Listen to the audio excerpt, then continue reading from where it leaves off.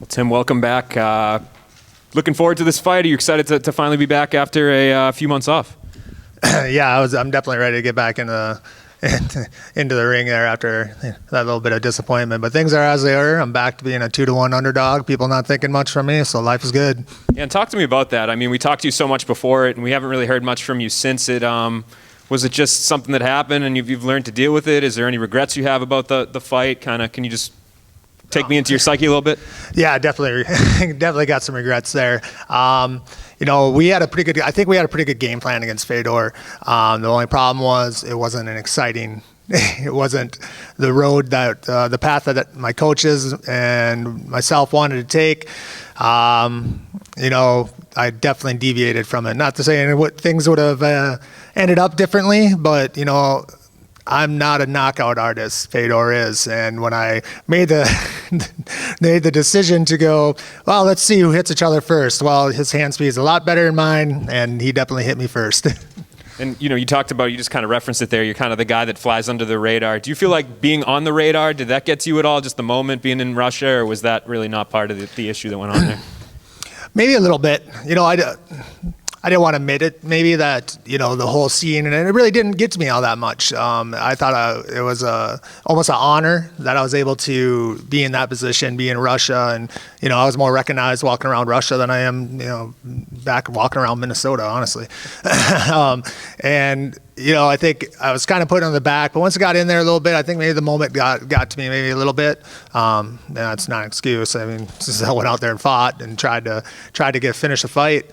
But yeah, no, I like when people don't think much of me. It kind of puts a little added grit to my fight game. So I guess what have you done since we last saw you to turn things around coming into this fight? Do you feel pretty confident in your abilities that you can get back in the winning column come Friday? Yeah, I think so. I put in a lot of work this camp, different type of work. My last few camps, I kind of got away from sparring. This time I actually upped my sparring a lot more. Sparring, 4 times a week instead of 2 times a week, and just getting a lot of rounds in. And yeah, I mean, just kind of putting in the work, I guess, the best way to put it. Yeah, absolutely. And do you like this matchup? I do. Me and Linton communicated to each other. At the time, he just came out the Tyrell fight, and I was searching for a fight. And we kind of talked back and forth a little bit. I'm like, hey, man, this fight makes sense for both of us. He gets a win over me, puts him right in line where he wants to be. If I get a win over him, puts me right in line back where I want to be. So I think for both of us, career-wise, this fight makes the most sense.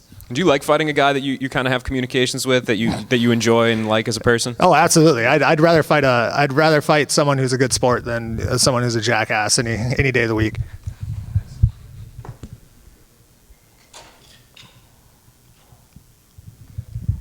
Hey, Tim. So I believe your initial opponent was running it back with Tyrell Fortune. After Friday night, are you still interested in attempting to go 2-0 against Fortune? Or with the win here, is there anybody else you have in mind? Yeah, I don't know where that came from. Tyrell wasn't even on, that wasn't ever up in conversations at all. It was always me and Linton. We had a gentleman's agreement weeks before it was announced. So yeah, I don't know where the Tyrell thing came up from. I saw it online. I'm like, wait a minute. Did someone type in the wrong words here? Because I'm pretty sure me and Linton agreed to fight each other. So I called my agent on that. He's like, yeah, that was a mistake. No worries about it. So a win here, a win here is going to have me really focusing a lot on the fight here in May. See who wins there. Because that's a pretty quick turnaround for them as well. Say if Czech or Ryan have to back out last minute for something, I'd gladly fight in 3 weeks. Talking about Czech Congo, the last time that you dropped 2 in a row, that was Congo Vitali. Then you won 3 in a row, avenging that Congo loss. I'm curious, do you think that we can see a repeat of history, starting a new streak Friday night? I sure hope so. I haven't been Mr. Consistency in my fight career, so to speak. Once I got to the UFC, it was win 1, loss 1, win 1, loss 1, then lose 2, then win 3 in a row, then loss 2. So now I should be on a streak of going winning 3 in a row again, right?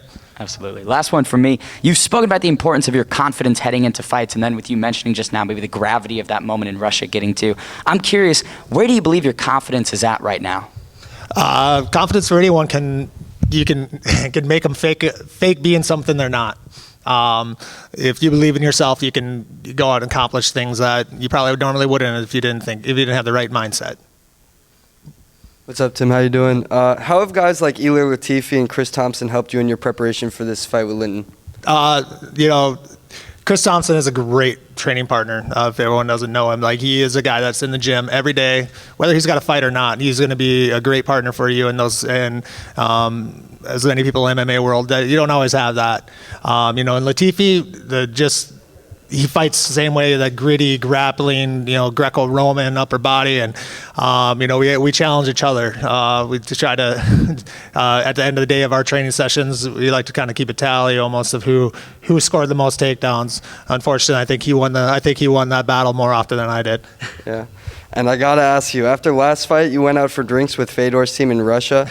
How did you manage to bridge that language barrier? And can you just describe the overall experience, like what that was like? Because most of us can only dream of having a night like that in Russia with Fedor.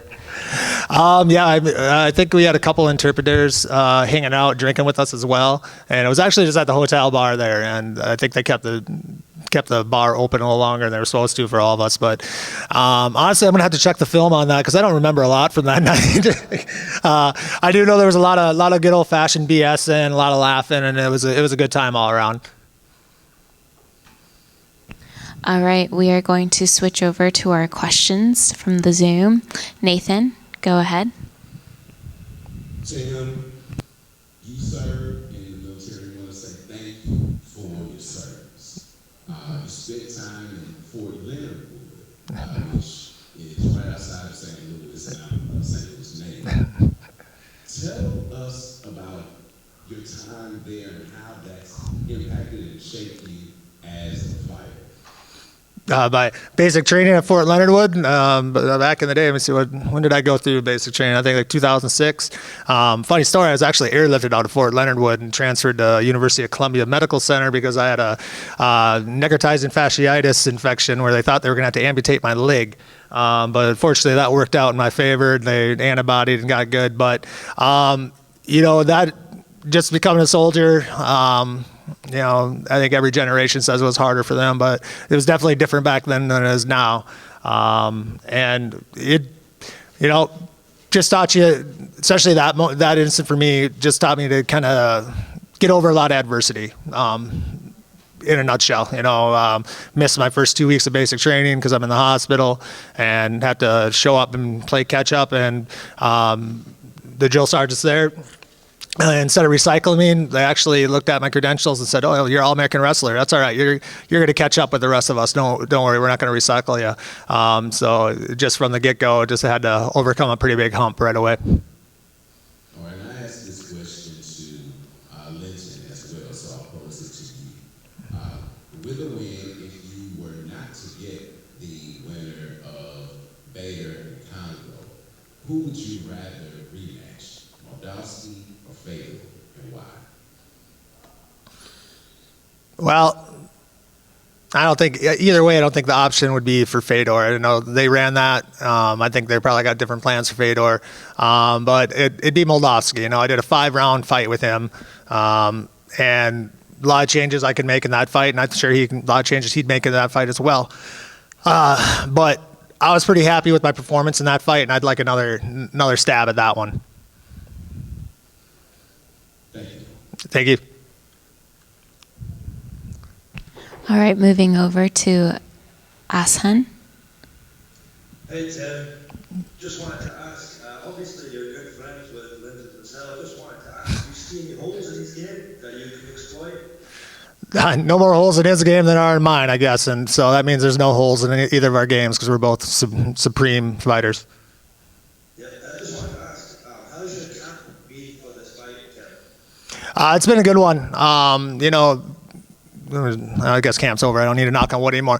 No major injuries, just your run-of-the-mill, bumps and bruises. I don't think anyone ever goes into a fight 100% because that means you didn't put in enough work. But yeah, this overall has been a good camp. My lungs feel great. Grappling feels great, and on my feet, I'm feeling really good as well. Last question, Tim. Just wanted to ask, you've got a great mentality, I just want to ask, what's your secret to your mentality towards fighting and competing? Fighting's easy compared to driving down the roads looking for roadside bombs.